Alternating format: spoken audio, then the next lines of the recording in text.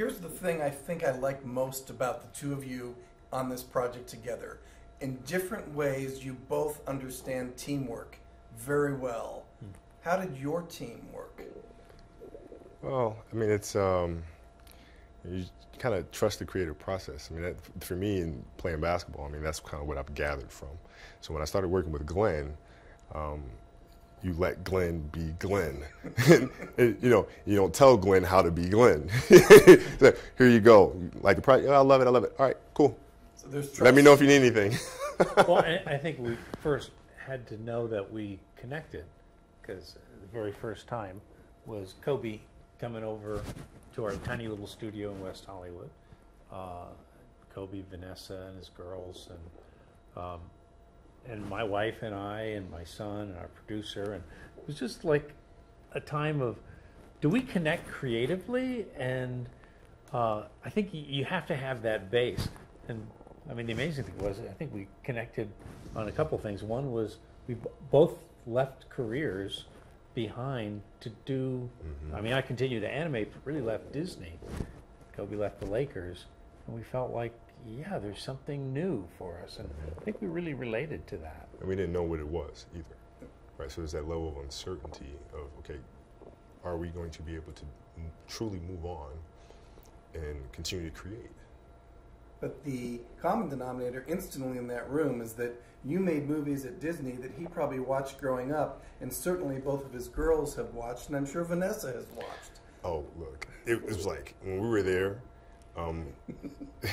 Vanessa and the kids were like completely freaking out and wanted him to draw Ariel and draw the beast, right? So before we left, you know, Glen went there and,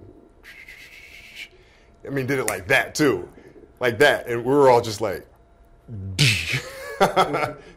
yeah, but we're all extremely excited, obviously. And I like the style of animation. We talked about Loving Vincent before this started, but I'm watching your movie, and it's got a different look, and different helps, I think, make it stand out, and it makes you want to watch because it's different. It was very much a celebration of the line. Handcrafted, it had to be. It was something Kobe, right from the very beginning, I mean, you first, right after his final game, the 60-point game, the next day, or even, I think it was the next day, texted and said, let's do this.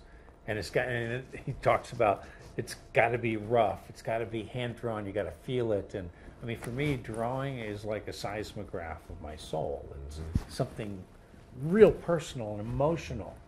And that was something I think we both knew it had to be. That's also, that goes to the teamwork aspect as well, right? Because for me, being hand-drawn is representative of the story itself. You know, it's a career that takes time to build. I mean, you have to work at it every day. You know, there's a lot of those days you don't feel like working. Your body is not there, but you push through it anyway. So there's a lot of imperfections in that. But the beauty comes from those imperfections, which is extremely important that it be hand-drawn. And if you don't do something hand-drawn, you gotta go to the best. Come on. So that little boy we see on screen, how did he shape who you became? It's funny, you know, it's starting with a dream, but then understanding that it takes work to get there, right? And then once you get there, you've accomplished that, now what? And that's the kind of the core of the film itself. It's starting with a dream, working to get to that dream, accomplishing that dream, and now what do? You have to be able to let go and move on. And so the little boy has shaped me because he's still here with me. He's still inside of me. That childlike innocence is still there, and it's something that I think we all have to fight and struggle to hold on to and never lose. So now you're on a new court. It's this showbiz world. I don't know why you chose it, but you did, and it's certainly working out for both of you here. It's just story. You know, like it's that child. But I saw at the Oscar luncheon the welcome that you got from people in Hollywood who love the work that you two have done, loved meeting you and loved your past work. And it's a hard nut to crack, this industry, but they welcomed you in, and that had to make you feel like a little boy again. Man, I said this, it was more special to me than any All-Star game I've ever played in. to be in this new environment and in a place that I never expected to be in a million years. It truly is a beautiful, beautiful feeling, and it's keeping that inner child alive. Very good. All right, on to my notes. I did not expect it to be as poignant as it is in such a short amount of time, and I didn't expect to feel the hope that the movie offers. So I'm a little kid, say, watching this movie, and I dare to dream after it's over. And I think that alone is a fantastic message to send to any kid. Thank you. Thank you, George. Yeah, there was a moment when I was storyboarding it, because I wrote out every line of the poem, and I'm doing little sketches. And when I got to that end part, I realized that little Kobe had to be with big Kobe on the court at the same time. And it was going to be like a basketball ballet between the two as they're moving. And as I thought of that, it was like, I just got chills, because this story was going to go so far beyond it was not just about basketball. Right. It was, dear, you fill in your dream. That's what it is. That's good. At the end of the movie, Kobe, tell me about this. These words come up. There is power in understanding the journey of others to help create your own. Yeah. Tell me why that's there. Because I think it's important to learn from those who came before to help shape what it is that you want to do going forward. And it's like you study the people who inspire you.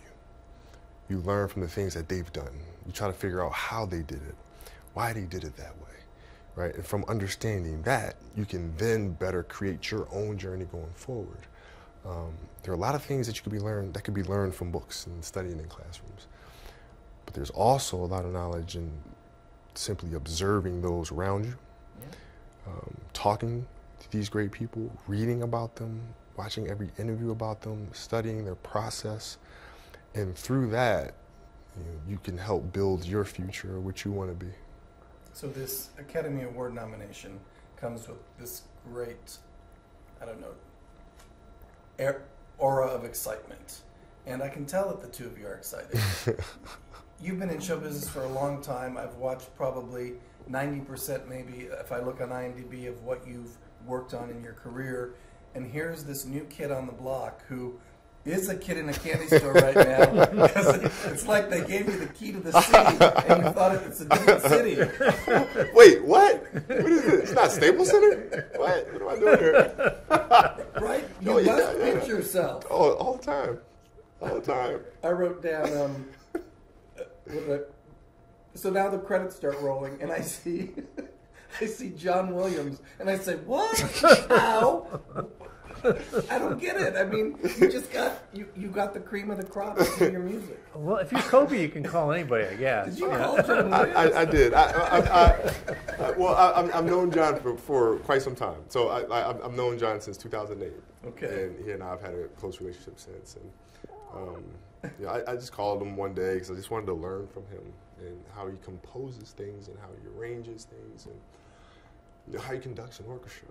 Right, because it's very similar to basketball to me. You have all of these different instruments, different sections. Right, they're all responsible for their individual things, but it's his responsibility to arrange them in a way that creates one beautiful piece of music, which is not unlike basketball. So I wanted to learn from him of how he conducts in hopes that it can help me be a better conductor on the basketball court, and that's how we started our relationship. Wow. And so when this project came up, he was obviously the first call I made, and I said, John, would you mind, and he goes, well, I would love to, and I'm just a little busy with Star Wars, but I think I can cut out some time and to do this. And I'm like, wait, what? Really? Remember, I was like, seriously? Oh, I've been swinging for the fences, but I thought, and he said, yes, but there's one thing, and I'm like, okay. Do you mind if I use the same orchestras I'm using for the Star Wars film? I'm like, yeah, I think we're good with that. That's a great story.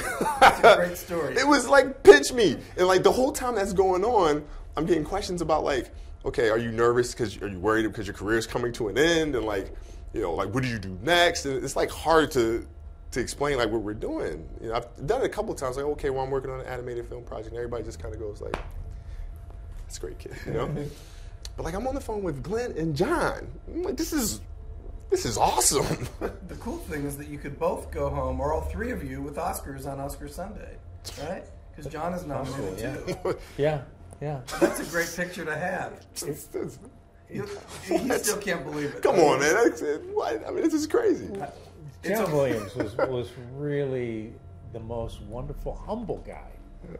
I mean, we were sitting there in our little studio, and I told Kobe, you've got the worst basketball player on earth animating you.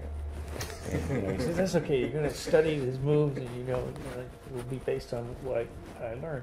And John said, well, I have a confession to make. I've never seen a basketball game in my life. Literally.